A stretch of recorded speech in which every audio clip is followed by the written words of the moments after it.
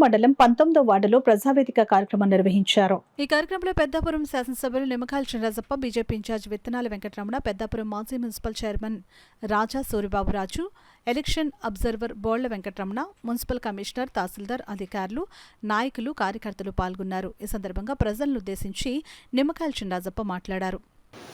ఈరోజు చంద్రబాబు నాయుడు గారు ఉంటే ఆయన ఇవాళ ప్రజలందరికీ కూడా మరి ఇవాళ మేము పనిచేస్తాం, మీరు కూడా సహకరించాలని చెప్పాడు.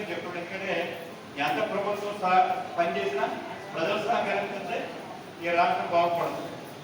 మీరందరూ కూడా మార్పు రావాలి, మార్పు వచ్చి మన గ్రామాన్ని మనం చేసుకొని మనం పనిచేసేలాగా నీటికి ఉండేలా చూడాలి. ఇవన్నీ కూడా స్వచ్ఛాంధ్రప్రదేశ్గా ఎలా తీర్చిదిద్దాలంటే ప్రజల సహకారం కావాలి. అలాగే ఉద్యోగస్తులు ఉన్నాయి, ఉద్యోగస్తుల డిపార్ట్మెంట్కి సంబంధించిన అన్నీ కూడా ప్రజల దగ్గర తీసుకెళ్ళి మరి ప్రజలకు చెప్పి ప్రజల ద్వారా పేద ప్రజలకు ఏదైతే అవసరం ఉన్నాయో అవసరాన్ని కూడా తీర్చే బాధ్యత పేద ఉద్యోగస్తుల మీద ఉంది. ఆడ కూడా మరి కష్టపడి పనిచేయవలసిన అవసరం ఉంది.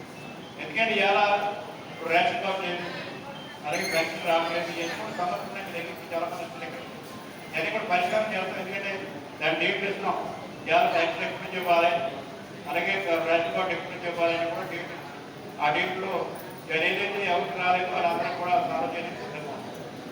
అలాగే ఇవాళ మన ఇవాళ చంద్రబాబు నాయుడు గారు కూడా డెవలప్మెంట్ విషయంలో కూడా ఇవాళ ఏదైతే డెవలప్మెంట్కి ఎదగాలి. ఎందుకంటే జగన్ గారి గవర్నమెంట్లో ముఖ్యంగా రోడ్లు బాగోలేదు,